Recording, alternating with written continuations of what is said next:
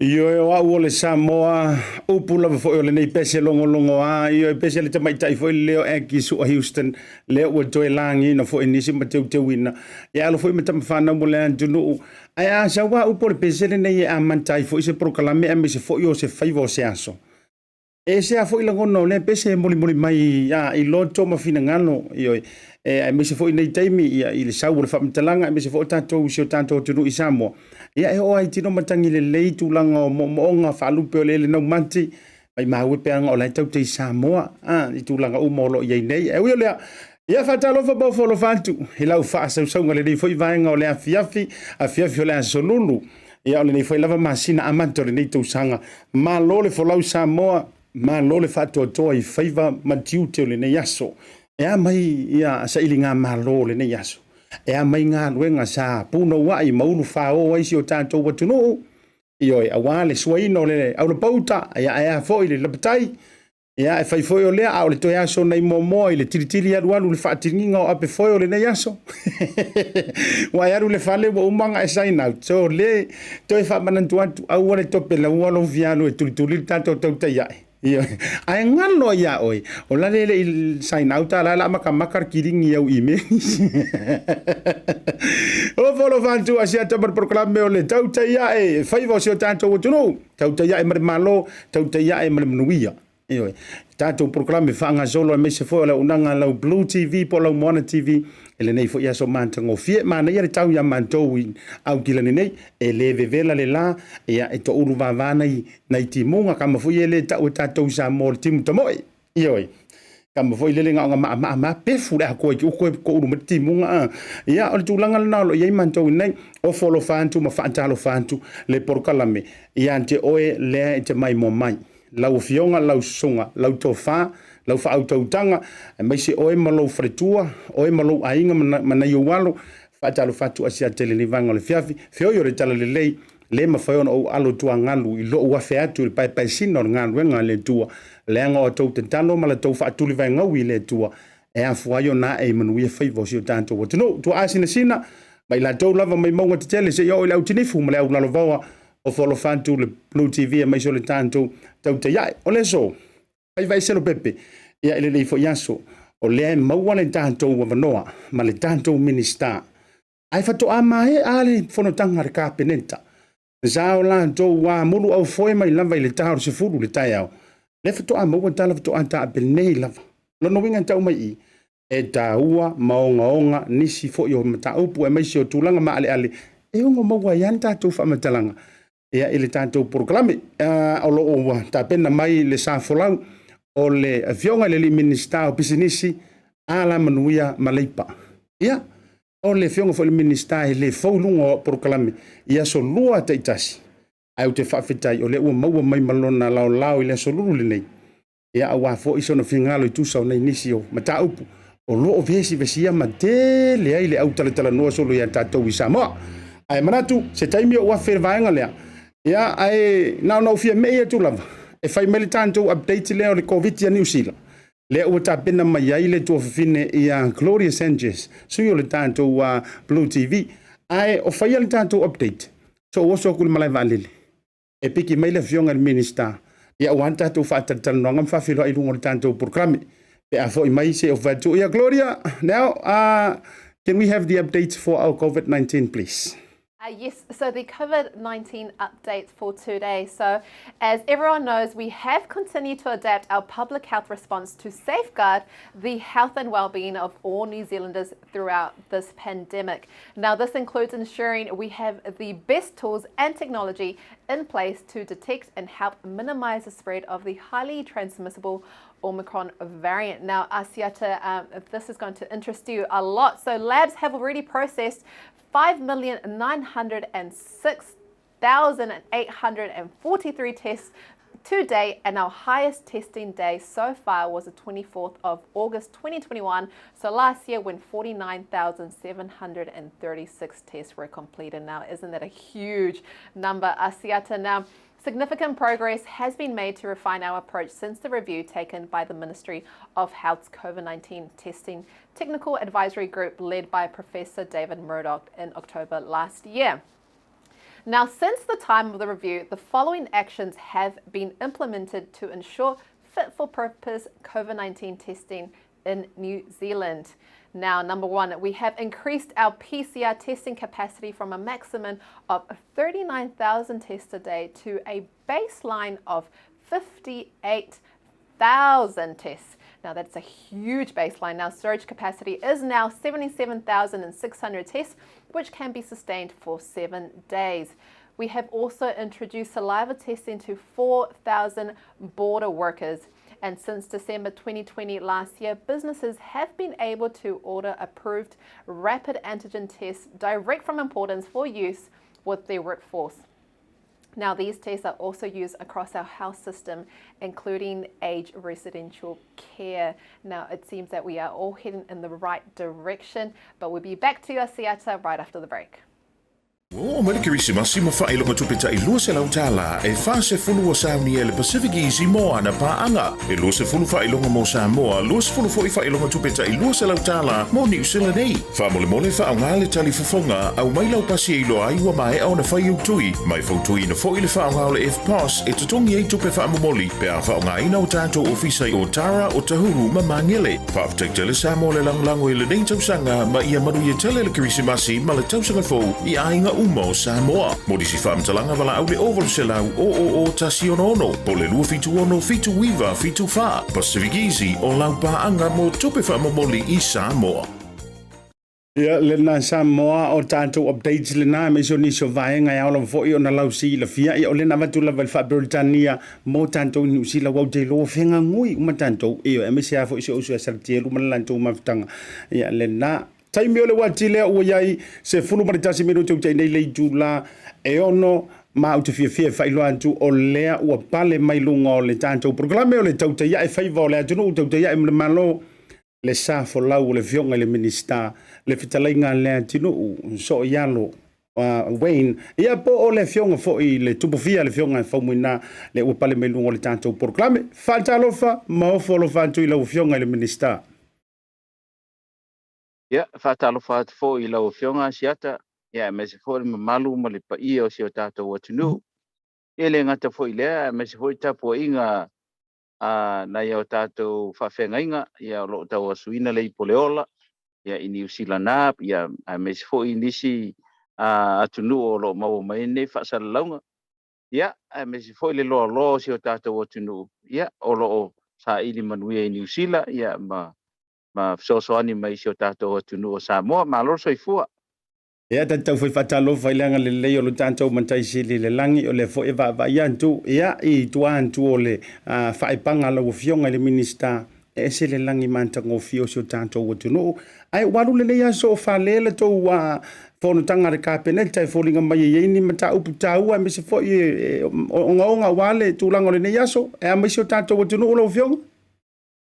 Ia o lo solo lei lava lau fionga ia sa tanoina fo kāpeneta le aso ia whaafitau i lo whengai ma tātou atunu ne vai teimi o ne fo i vai tau e le ngata ina ia me se fo whaamai le o ma tātou atunu ia o tilo lava tātou whainga malo se awala e mwhai o na au mawhai e pui puia se o tātou atunu o Samoa ia mai whaamai ia me se fo le solo atu itua ia me se fo i mātou whatanoanga ia ma le komiti o New York o i lātou ia lo whaasintonu ia le mata upu ia awale pui ngo si o tātou atunu ia pe o tūlanga ia sa i tilo ia tātou whainga malo i le so ia me se fo tūlanga le lockdown ia nei po le ase tūlanga ia pe whaawau ia pe whaangata ia e fofua la wase li poti ia watu ina mai le tātou komiti leo le New York ia o lātou lava lo whai mawai ma limo le tātou kapeneta ia ave fo le whatutuanga le lātou whautua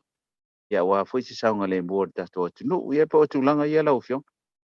Ma lo whaavitai lo fionga le Minister mo le whaamanino no le foi vaenga mana tole atu ina atu nisi o vaenga o whaafisili ngia ia e tu sai o le tāwa noa i le nei foi aso lau fionga le Minister la tāmata tu le whaafisili le lea o le tele o tusinga o lo iai le taimi le nei tele foi o mumu ngā veve o lo whai le nei la foi fisili e tasi lea iai nisi foi o le au whaito whaapea mai o lea lava na maua e iai ila tau wa afia i le whaamai.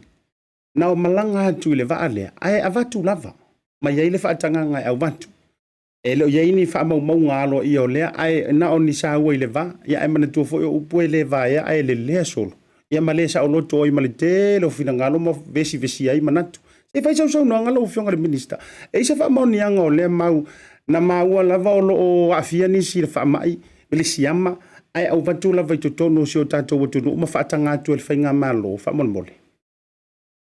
Ia, ele iei se li poti whapena wo o mai i le mātou kapeneta e por whainga malo fo i mai komiti o la sa iloa mata upu ia. Ia o la tau lava e sa wale whautuanga po tala whenga i le sa wale le. O le vālele lea ia me se lava le awina mai o na ia tātou tangata o lo i whafo. Ia peon si le fia fo e lau fionga mana malo o tātou atunu. Ia e whai asi te leo e awhi ma awhi tau sanga lo au mai. Ia i lātou o fio mai Samoa. Ia nei lawa e tau whaasoa tu asea manoa le lei. E fuala i whautuanga mai e le. Komiti leo lo o whautua ina tātou whainga malo nei teimi. Ia o tūlanga fo i ei. Ia peo na si la fia. Ia sa iei fo i isi i sa tau nuu mua mai. Ia sa maua fo i wha mai te peo si tamale sa oso mai i Amerika, ia o somaela ia i nei, ia o lea ua umanto e tong fitia, ia lea uto e alutua, ia leo fe aluai, ia lono winga, o la tau ia ua umana o whai la tau tui, ia te tonu lea nganga, tau sia fo se tūlanga whapea, o lo carry le virus leo le fo o le COVID, ia au la tau, ia ua umana whai uma o la tau tui, o le whaamau nianga o le whaamatananga, ia e rely ale kapeneta, i le li poti lo a mai e nia ke matou, ina i titilo i se solution, o le me tau na whai matulanga whapena, ia i la tau a ia titilo nawa i temi, ia e le i mautinoa ia nisi o mawar whaamai, ia peo na sila fia fōi, o le ua maua nei le whaamatalanga, i la tau i atu mai New Zealand o anga i Brisbane, o mai i Samoa, ia o tūlanga le e titilo fo i tātou whainga malo. Ia ai wa o la tau ia ele stala i New Zealand, pe le stala i Australia i laro komisina o tātou commission office lei o i New Zealand ma Australia. Ona so tai mai la ia na nei tātou vai fafo po Ministry of Foreign Affairs. La tula e fai fiuta na inga. Ia le tangata ma le tangata tau ona au mai. Ia le ngata foi na ia so sonia tu ia ma tātou vaenga le o le fal mai po tātou Director General le o fal mai. Ina ia mawhai e ona tu whaatasi o lātou manatu. Ia ina ia mawhai ona fili. Ia i lātou mawhai ona o mai whai lea. Ia na mamoli mai lola ia kapeneta. Ia whapea mai ia. O lea ua iei tātou flight e lua mo Ianuali, lua flight o Tepuali, lua flight o Mati. Ia pala asifi ngano tau kapeneta ia pe mawhai ona. Na mai se whaamanianga i foi whainga malanga ia ina i mawhai na au mai. Ia matu foi tonu ma tātou tangati o atu ngā luenga whawai e ko nei na taula i o repatriation flight o i lātou e mai whafu. E me se foi e o lo no foi nei tu e whafo i atu i New Zealand. Ia o lea la sa alu ia ma le leia ia fuafuanga whapena. Ia e peitai. Po o mai lo le flight lea. Le la ua lape ei la i le fuafuanga tātou. Ia le la o mafua i lo la ia whawhitau lia.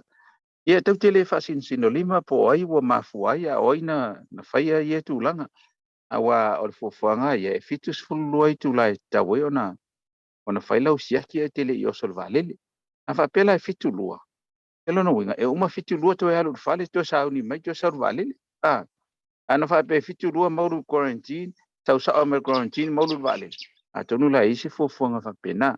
Awa ia inga uma ia leo lo titilo ia le tātou whainga malo.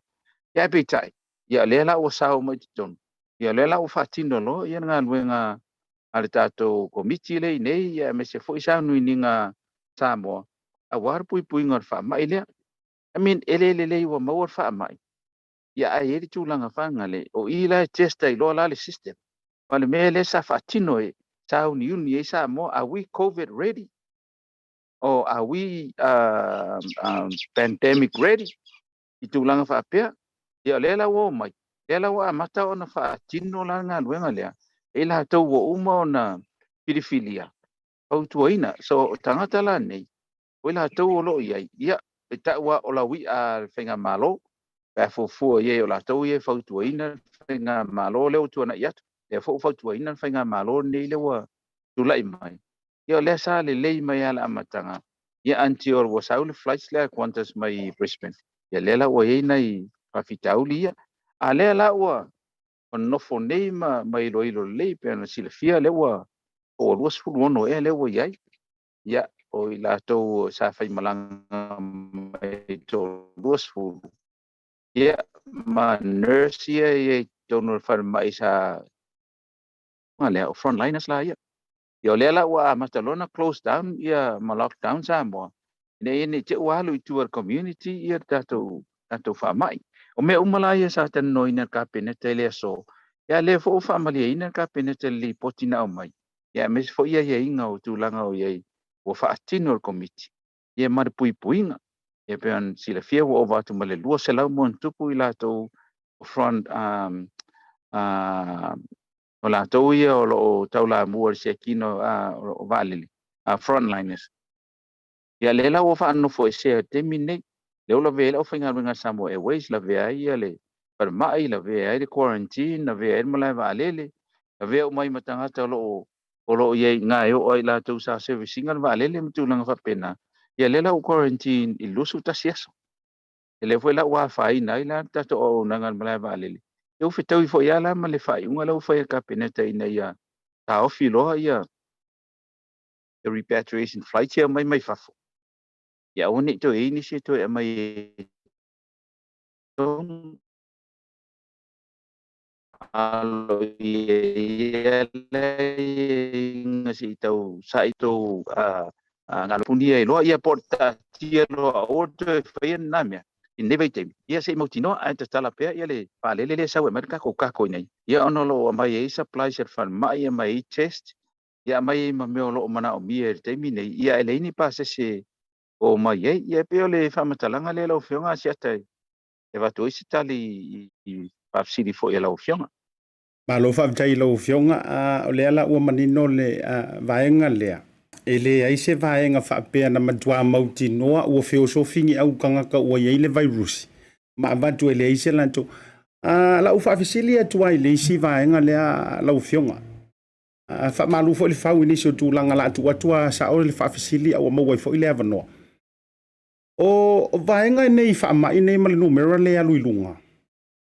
O ua mauani si fa maunianga o nei virusi fo ilele ilona tulanga ua sila ia ile tou kapeneta pe ia fo se avanoa e ono sila ima fa maunia or covid le au tele o fai pele tu fo ilele o le tau le tali tonuino ila tou le fa ulunga o le matanga luenga o se fo maloloina peita se ua makua e se ale alu le ko inga ko la ku alu tuai ai ua ia se vaenga o tau abatu se report fo ilele fa so fo maloloina sila ile to mai tai pale mia ma fa pe antu ia esa o ala le positive mai vanga fa botau ia se vanga fa pela o fiong amon mole ia sa fisili nia te mai tai pale mia la so a mes fo ka peneta ia test ia na la foto New Zealand o le ale tonu o ta yo o mai results na me na le fiti tilo ia ka peneta te minei ne ia confirm mai la ia tulanga ia pe na li potia mai le so eleni a unga o loa lai foi feo ia la to yo foi nurse na ia o te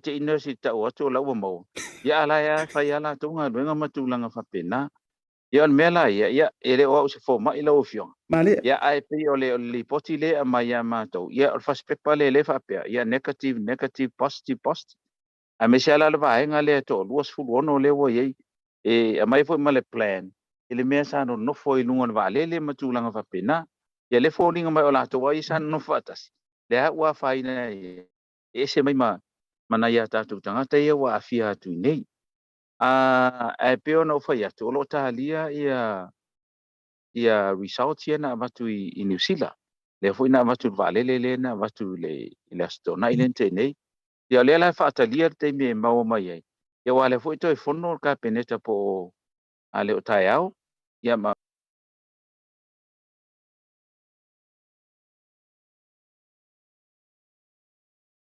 fa mata lo ona fa tino uma ia tu langa ia ma me se li poti e mau tu lor ka peneta ina ia ma fai e ona ai a fai mai va nga le confirm ia le mai nungo o foi o taras ma li poti ia mai ia ole tu langa lava na la option a le mau te tonu fo ile o finga wenga lo fa tino ina nga wenga au te le lo pe a fa pe ia ai longa e se mafai ona fai se tu langa fa pe na pai mai ni li poti pe pelo ka peneta e au noa ma se mafau fau ia fianga I tu atu ia o la to umane o Samoa au ona I le malo o leva tau sanga ona to ye fainga malo ia ai longa ye se mafai ona fatino ina se nga luenga fa pe nai pe pelo mai ka peneta pe pelo mai e mai ni li poti matulanga fa pena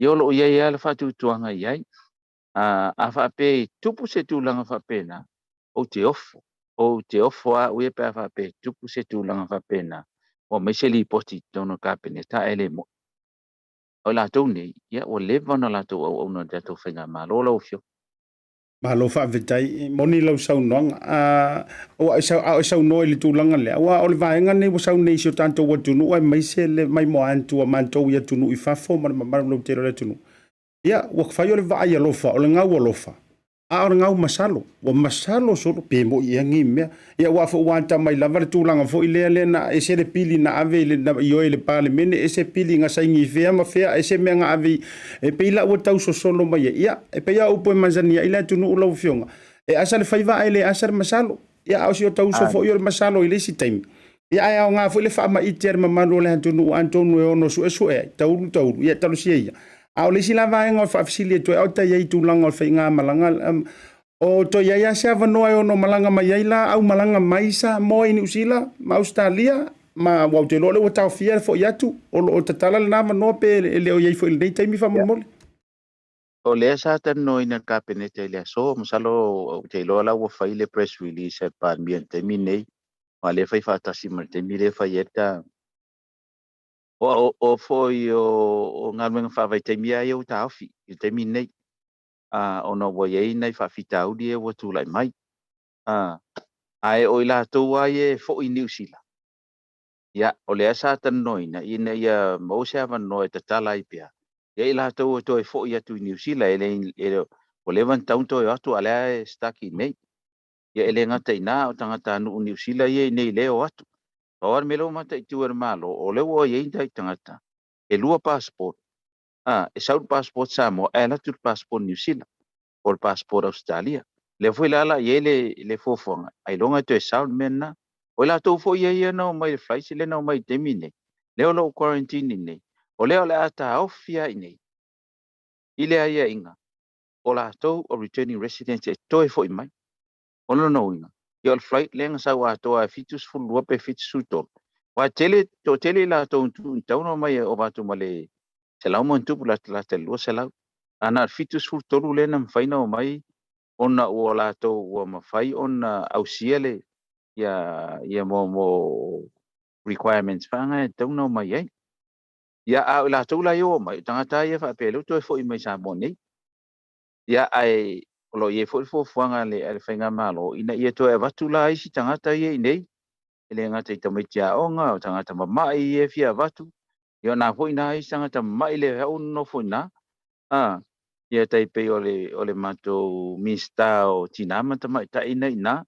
e tawana Facebook fuanga e au mai e ia me se fo le mato fa masino sili ina e tau fu ina e fo fuanga e mai ele fianga fa masino sili ia ona e mana o mia nei sa mo tu langa fa pea yo tu langa e filifili e ka peneta ma mole anga i luma ma tu langa fa pea la o fianga le to sa wa yo isi tangata e o mai nei yo te loa e le o to e sa va no te mine te review ma ti tilo te i tau konfiti la tau ia o mawar wha mai.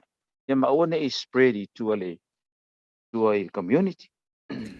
Ma lo whaavitai lo whinangalo malama io wa o tūlanga lena e se fo ile wha o so io wha le fia i le maitau atu tu laula fo ile fio lau fionga le minister e me se fo ile maitau atu a wa o nei vaenga uma a fua nei le tilo atu i lona ata vavala mai o nei mea ia la fa ia tuia la utala i lunga o na o me tupu mai le tilo ia o le inge o le fa o pe nei le fionga fa masino sili o le tele o disi o fa masino ngai te tau na fio atu waila na fionga preside taima me fa pena o le fo ye nei le minister e fito i tonu ia ile miliona le tasi le miliona le na fa awa fo ia ia le kauru le uporoka mai nei tula foi le e pe e tate fiu e tau alo ese lo tama fau mai le masalo ni tulanga fa ale tutusa ia ai pe tau ta ina ia le fo ina tu le loma le fainga malo ina ia malanga tu mo le fa mo Amerika Samoa ale fo o manua le mai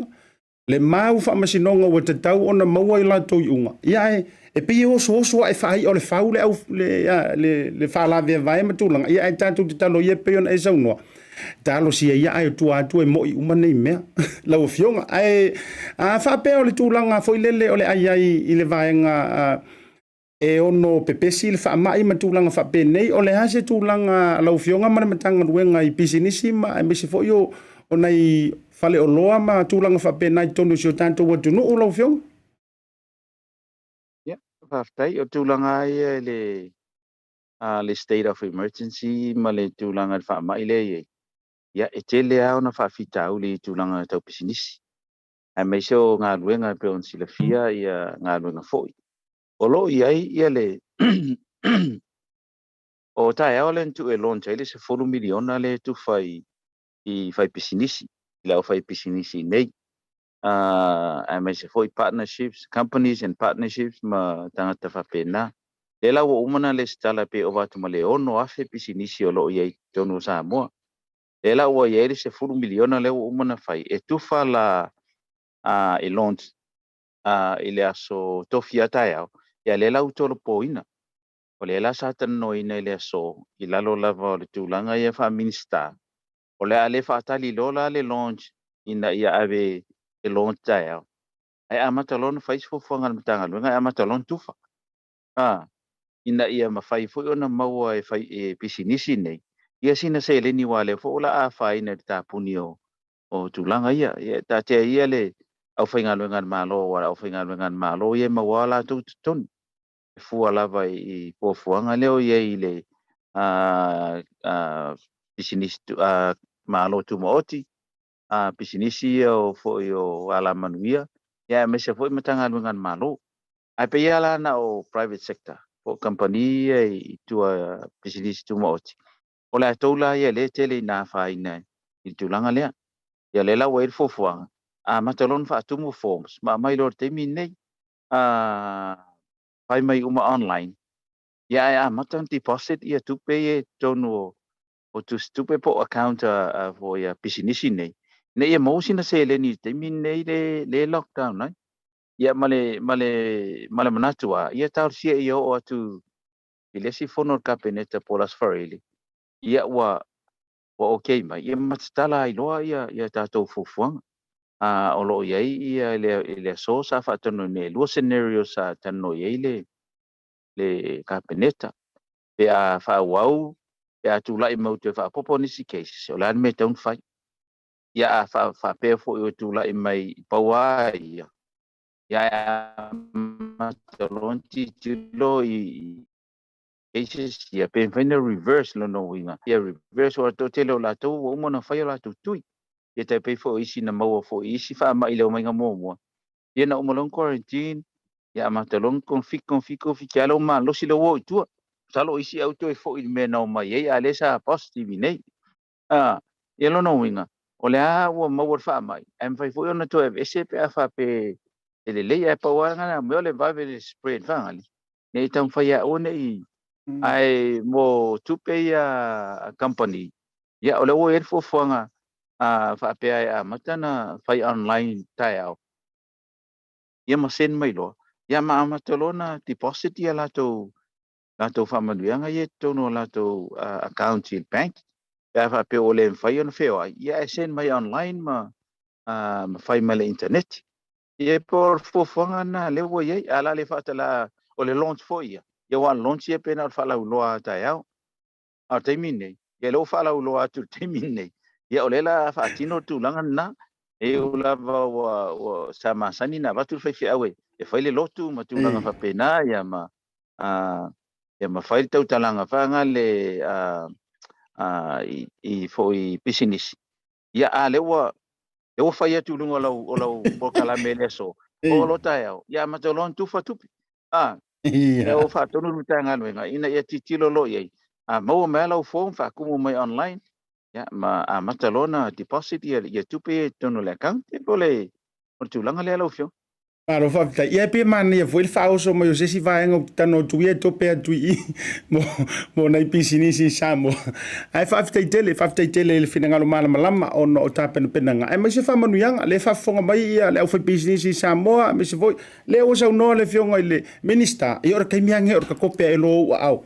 awe ke popole fu ma kele au kala le fa mai man ola ia so fu mano loina ai o mi elo filia ela fu o ma se le ni fio so ni le pisinisi matulanga fa pena o le se fa fisili la fionga le Minisiter o le o tau maua mai I fa matalanga ya utou le tulanga le la uayo ni PacificEzy le va o polu ma savai ai o le alu na o tulanga o loa ma vanga fa pena lo no winga e tatafa mai lava o e mafayon tatala ia na essential pe tulanga I fa o loa manisi o nanga tau pisinisi sio tatu o tunu ia masalo o ana nei le nga lo ele va ai to review ia savai I va o loa ia le nga tailea o va soa uma va pensini sa to e soa uma pensini savai le la fa fono capeneta nei ali for va wa ali for le wa ya lo savai ya na lo ye for fuanga tato fenga malo o le ato e lockdown e taulas foreili I le ono le fiafi o lono winga o le ua to e extend to tu watu tua e fatatali ia fai unga test ia fai nei e mawatai au ia oni to mawa mele sa tu la mai la so mo tai fale ono tau fatali li poti tano to ele fiona te mai te palmia ia ono wai ole mengo li poti le nia ia lela u fale to no ia e tai fole ono ia e to explosive ala u fio tanga tela u tele mata lais farolo o lela u fu ngai senderis ia Ia masalo o le o toi whāwau la le lockdown. E o atu la so wharaili. E te tala la ia paloloa ma tulanga masani essential workers ma services ia i tai au le valu. I le lua, on tapuni e lola ia e tau ala safaraili. I le ono, e fiafi. En fofua la ia mo le astona, i le astona i la nau fofua.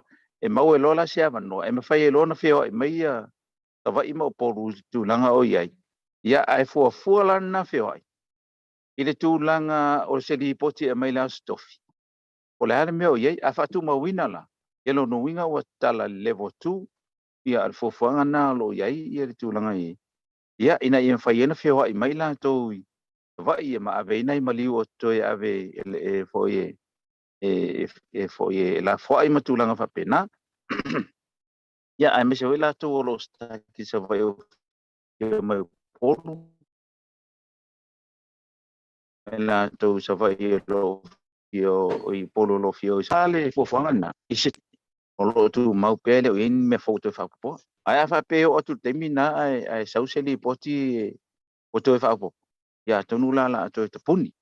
Ya o te lo leo lo masalo nei te mi lo fai lava le press release or press conference ale te mai te pa mi e fala lo ai la me ye o tan no to wale e fai nei le ono ya lo no wina me foi ana le o tan no to ile so no te no le o mana lu tu te mi nei wa ana va fai ka interview yo te le te o tan no tu ranga na ta ti pe se yo e te mi e fala lo atu ai ya e pe o le tu ranga na la ufio. Ma lo whaavitai tele lau fionga i le Minisiter, ma ratu fo lam whai u te lo fo i le toi umi posa u toi fisidi le lau fionga i le Minisiter. O te lo le fo i te le komitio i lantou o lo iai puinga ia awale nei lava virusi. Ia se a maito e mai sau noanga toi whaano fo le iai le whaepa le maro le atunu te lo fo la ua mai ona te tala le finangalo le fionga le tamaitai pa le mia le vangala vale tasi. O lo ata mai le tūlanga malu puipuia e le ono mai tāpenanga i le teimile nei o lo o la walunga ai e le ono pipisi tua le whaamai la ufionga? Ia, o le lipoti ale na au mai e le komiti le ania. O lo malu puipuia, ma le si mea, e le ini a unga vanga le whapea waise si whata otolia.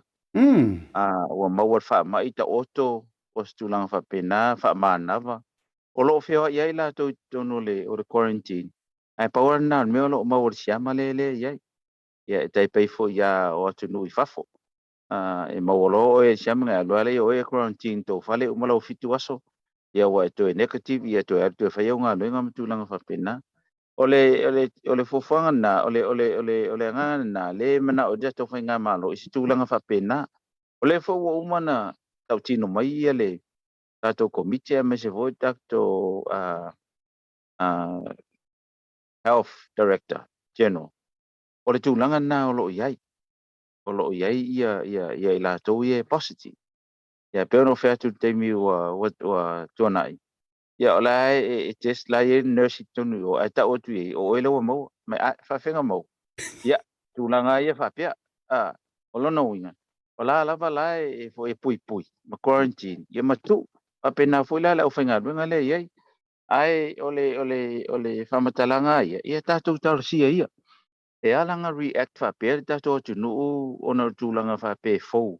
Ia ele I fau le na mau mo la tūla wo. Ia ai ona uto tele I lato. Ia pela ua mafoi ona tūla I mari tūlanga le pe ua vevesi ele mea. Ia e mese ala si vahenga le au whainga malo le ia te minei. La ua mana ua mo le vanoa e tu wa I whainga malo le ia le. Ia le mele utula I mai. A pe antou leo mai ia ele. Ele tupu nei mea. Ia la sa ole processa le sa no mo fa pe e se mana oi. Ia mai ni fa mai tonu le ai. Ole nga ia o fo nei tato denying we don't want to deny the fact that ole le COVID is here. Fa mai le ye. E pau wana mea. Ia tato fa mo le tua ia o ne ye ni se to tele. Ia afia ai le puipuinga le o lo ye. Wala ngale sa malu puipuia. Ia le fo ta ofi flights. Leo mai ala la o tua tangata I fafo ala ngo kanga yo fa ngaka lai o I fafo pai la ko PacificEzy masangi ma me fa penga e ko fo ila ko kungu a ko fo me la Samoa e fa mali e kula e longa o mato to mautu le Samoa ma mautino o le to e se fa mai ye ona tato ti tilo foi la ia tato kapenete ini fautuanga wa fautuanga e tau fai ia mo le to tala o lo ye ya fe mafio o tato watu no o lo Samoa ele fai mato tapu nia tato poras ai tu o to ina ai tu o to esa ai tu o to ina la foi to te fio mai fo ia ai o le nganga ia ele tau fai e pulpule tu mo tapu puni fa pena ia ai tau na fai mar fai tete tau na fai mar fai tete I le fa mo nga lai ia ila to ia wa umanta wala wi ole komiti ia e fa mo ia te to fai nga malo lo fonga siata portalia tu le Malo whaavitai I lau whionga. O te ilo fōi ia o tūlanga ia I le vaenga I pisinisi ia me se fōi o ala manuia I tono si o tātou atunu. Ia o le fōua te tala le tau I le nei ia fiafi tūlanga o whaamanuianga. Wala ma whaai ule tā whaataranduanga manatu a iei se vaenga te whina ngalo te toe whaamanino a o tai ai le nei fo ia vanua. Ia, batu le lau le lau fionga me se foi la le tulanga le na fai PacificEzy. Amu ia li Samoa le e le PacificEzy kuar ko viki a le wa benefit le la tu far 1 milion na wa foi na PacificEzy tonu so tatu tunu ma fa mai a mai sau nonga fa mo le lau fionga.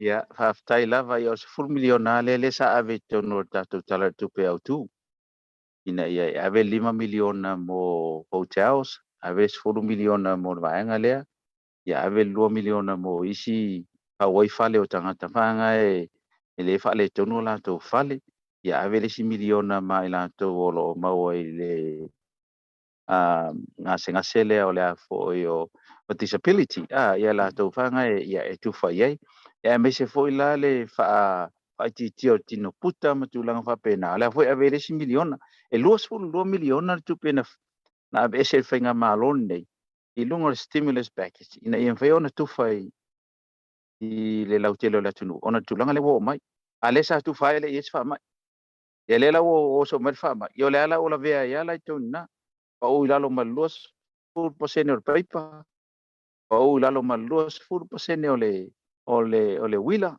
matulanga fa pena so me la ya me mo yo le ave ine ne te ufa pe o lo tu la I me la le fa mai ale wo umana roll out tu tua ia fa manuianga ia ele foi sa ta no ka penete le so I se tulanga I feso soni fa wow mo ngan malo mo tangata nu tato tunu mo la fai PacificEzy ia ai tawa ona ia ona proactive ngale na ia titilo ia ni tulanga fa pe ia mo le anga I luma pe fa pe te wa te tele fa mai te puni pe tele lo ya New Zealand ia tele long te ma tele fo ia la to fo nga lo fa ia le fo ila o fa ta ia ta to fa nga malo ia mo ila to lo le fie pe ta to fa nga malo ia on sa ia yo fa nga ia le langa fa pe ele fa pe se fa mai na to fast au mai to no fa mai ia ma to o le vana ia it's just a matter of time ora ti mi o mai ia le wo o mai ia o te lo e tawana I se reaction fa pe ia reaction na le nga lunga social media wa lu fa solo ato o tanga ta fainga ngan malo o matua I no respect for this government a mes vor fainga malo male esa ia o mo react fanga le wa nga o mo le me fai ona fa sin lima mai ia ele fai ele ta to fainga malo ia lu la par fofuanga ia ele issue ma tu langa e ton fa tino ia pe pole nganga le to so sani to ila ufiona ia mo le tu fa tai le lava le ufiona mo nei no fa malulu at fo le mosta no na ia pe ona sila fia ia sa fai for kapineta naf ia e fo ringa mai ole a kapineta lava ia so ona ole ta ua ole meta upu mo tu langa le tu lai mai ia e lo fale tu so sani la ufiona fa tai mo por kalame mo le to foi fa manuanga e me se fo ia tulanga I na matou I la tolo whalonongo mai ta porkalame nei so i New Zealand. Ia me se foi ia mo le te o lo wha pitoa. Te au wha nau grandchildren na i New Zealand. Ia o le ai foi in whea. La ia lea no titi lo to ne wo po e mai la to wata wo e whea la to tui. Te tui umala to to wha. Ia ai foi la iti si vai ngai la lo i fole. O ise 5,000 nga ilunga le 10,000 ia ole mo le toile le lo faanga ia rita man fa nau ia ai atono ese teimi ia tatou toi felo ia mes foi isi ai nga uma ina Henderson ia Manurewa ia ina fe foi ia all over ina New Zealand ia mes lo fionga ia male mamalo tatou ila tolo fa longo me ta por kala mene ia fiafi ia manuia lava ma nei asomon fo fanga Whaaftaitele lo whionga le Minisiter, whaaftai fwoi le whaalaulau mai o lo wa vanoa i lungo le tā proklame le nia solulu, e uia ina le i whaawau mai lai sona nafi. Ia ai o suri lava o tui mawave o le uatoe o sole lai le nia soi tūlanga o se avanoa o mawhai ai o na whaasoa masa saa le fina ngalo. Ia awa fwoi na iai le tūlanga o le whaanapenga fua o le tōwha i tūlanga. Ia langai a le i fwoi se au tau ai maa le i fwoi lan tau e whaitio. Ia ele me fai fo yo na toe tilo matulanga ya tilio na fa malo si awina ia le sanga ia ne ayo le tai fa manu ia le toe tai mo le nei vanga le fiafi toe mo foi se o tala la le vai se fo mo le tai mi lo fa tele antu lo fionga le Minister matanga luenga mo suta to wotunu pa so fo ia asi fo ia o le tanto fa tele noanga le na Samoa male tanto malo le fionga le Minister le fitalinga le antino o Wayne so yalo io for Minister o PacificEzy ala manuia maleipa tono so tanto watunu ia ile le vanga le fiafi manaia io fa ali finangalo le fionga le Minister ia mana ia fo ile tulanga lautele le o ia ile sila le matanga luenga ai mai sa nei fa manuianga ia wa mau mai fo ia mai a faila o le te mai mo mai o le fai PacificEzy Samoa io ava pe le to join mai ale we misira vanga ta ala vale ese mai i tulanga o le afa mai kango no pingira o apalai tanto wa se fulu miliona na e anga va uma ye PacificEzy me se fo PacificEzy tu ma otima tulanga fa pena io e uma enga i lockdown wa tele lo ye pe ono fa wa pe ma fa wa pe ia le ma wana i vanga le na ia fa wa wel fa nga malanga nei fo tai mi o le tau ye le lockdown ai malo fa tai to le man telo le atu ola lo fo to ala ia se ia ila to le tele yo le ko meni fa le fi tau ile sa no le tanto por kalame e to tele i vai e fa ile na me ola wa le to ala no e ko ke le i vai e fa ile me o le fai o le tala le fi tau vai le tala o te o fo o ma ko fo ile la kausanga o le lua afe lua tasi o e ala fai mai lo wita e moi lo wita e o fai na vese na me mo loto io e nga por kala me fa bene me se fo yo le tu alalo e le ise nga tonu ya ja o me fo no fa tonu ina manu le tunu ai ai le manto avano mo te tu alalo tu ai e le ise manto no ta inga e fai ma poloka o e ma vese o e ma por kala me ma tu lang fa bene le nga o le mo mo ia e maua i fa mo mana information ia me se fo le no te ma futa mai ai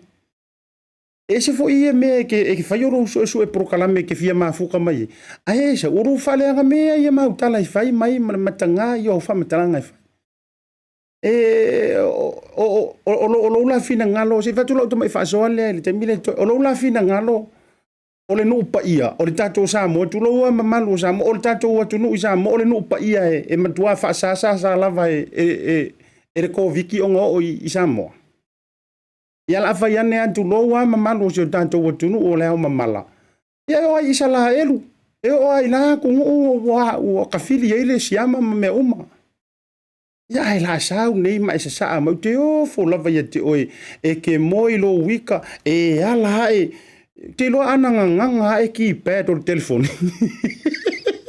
Ala tala lea, ana tala no ha e ki pad o telefone ma le touchscreen. Wa lewa na whauti au e. A ole ule anga yo ngwe ki e whai oro omi mai awa e. Whatu e fo, tu tu yo au tafa. Ele ila vai ai tole la tausanga. Ele ia ruia le lua kasi maleika. Ai ele ma faina e tango e faisa u fa malosi. Ele ma faina e tango te fa pe mai ia la wa fionga a fai fo yo se la pe o fainga malo ia te talo atu mo o to e fa fo wina na fai unga. Ai manga yo. Ia ai la sanga omi e fai kilo mai ki nga ma ka iPad kilo e fai ole alu la omi usa wa e lili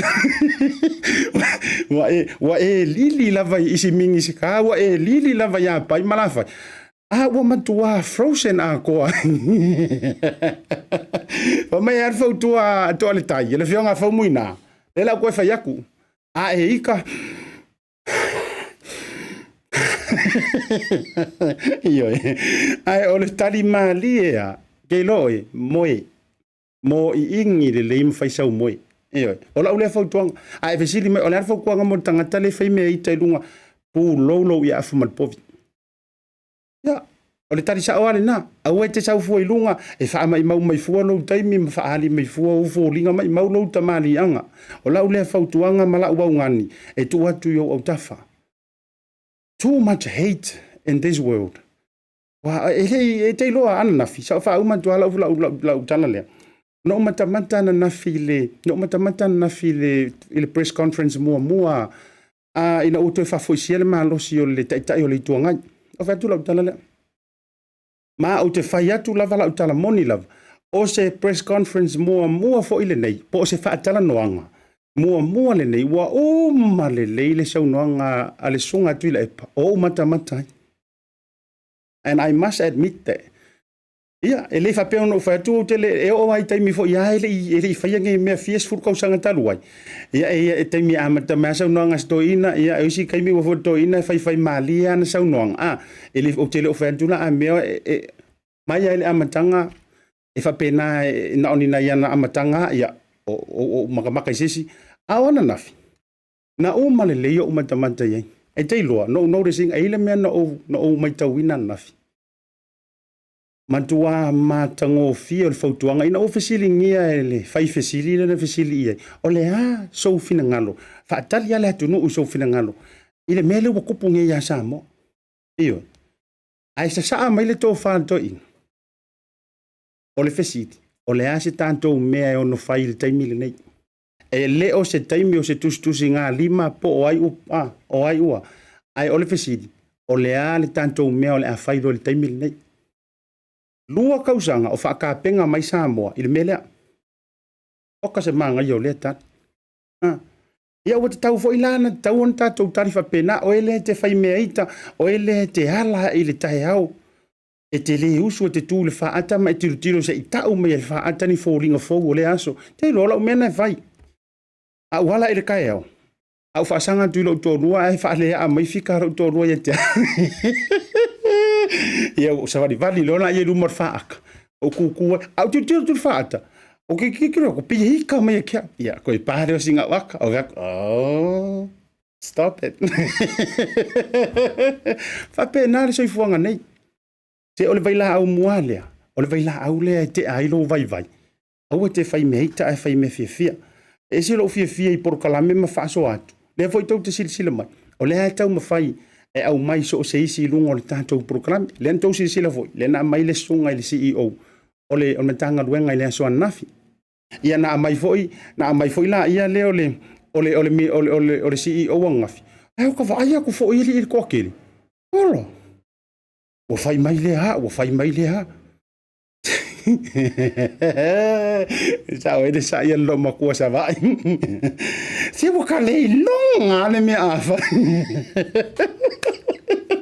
Io. O ta le longa le me ole afa. Io. Se ko fai ngaka. O yo le Samoa. Na ona tutu atu yo o tafa. Ele ia mo o liwa. Ele o ye fo ye le matapia le mai monga manaya. A ole alofa moni, e so atu yo o tafa. Iyo, tu ia lo fai meita, tu ia lo loto tinga. Iyo, tango e liliu le me o le whaasala e fai ma whamanuia, o le tala nantu spaia, a fai ngai loko whaasala, ngai loko whaasala mai lo uso tangata. Kango e liliu. Liliu e fai ma whamanuia, a kongo le meanga ngai ke fiwa I ke kakalo ele o maua le mea nai te fia mana o iei. Le anga o nai te ita, te fai meita. Mahakilia yanga le approving a maila walu sava. Ole Tautai A'e na nei vanga la fiafi. Alofa tele mo autou. Ai sena manga wale tauta mali. La foi fonga va tele. A ole tanganta alofa e musu atu yo autafa. Tutu watu. Ei mase me ukwaika. O ele te faya fo ya uma yaru faya ukalama. I love you. I love you so very good. Alofa tele atu fa mangalo sela manga wale tauta mali. La foi no ele ni tangata o yai. Ole ase le leio por kalame tu inatu. Fai mausei, fai maulaei. Tato toi fitapa ila so tayau. Sa ilia tu se tato. Ai mai se ya ale tato onanga le blue stream. O wana ingalo ya te auto o le tele le tu langa fo I fa lave tu langa I maliu ma vanga fa pena. Ai fia mana o fa salalawina tu sao. Ina ia mafayo na mai mo mai yo ainga le ai mai le o mafayo na pau mai. Ya. O tato blue stream le na mafayo na tu ina tu lunga. Ya. Fai ula yo le tato por kalame. Awali tiele tu te mo le fiafi. O le to o ona le nei Asiata Pio Vaoliko mai le o nanga lo BluTV a lofa tele mo oi. Soifua mai manuia.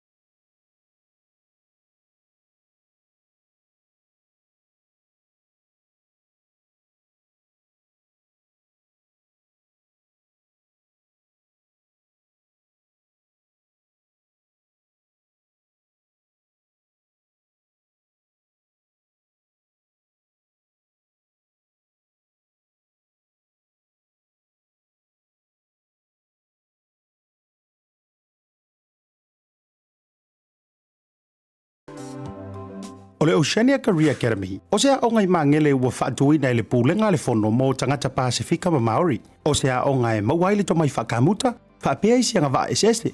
E talia so se tangata mai le se furu ono le wha se furu tausanga. Mai ha o nga fua li ima tamai tai wano fo mau pesi te seni New Zealand. Whaafso tai nei loa le OCA, ile overu se lau, ono lua, valu fitasi. Pea siasi le website www.oca.nz.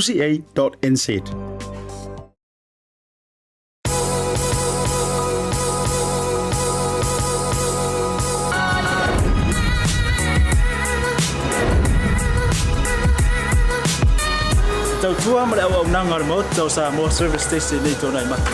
Ma tau teu tuina lo ta vale, ma le tele unisio matu au nanga ese.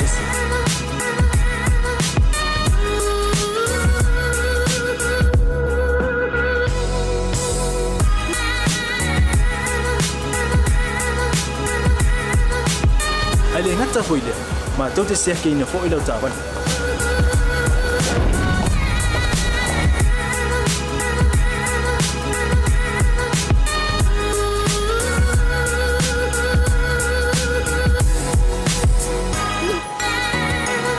Sapala ya foi suau, mola o tapani.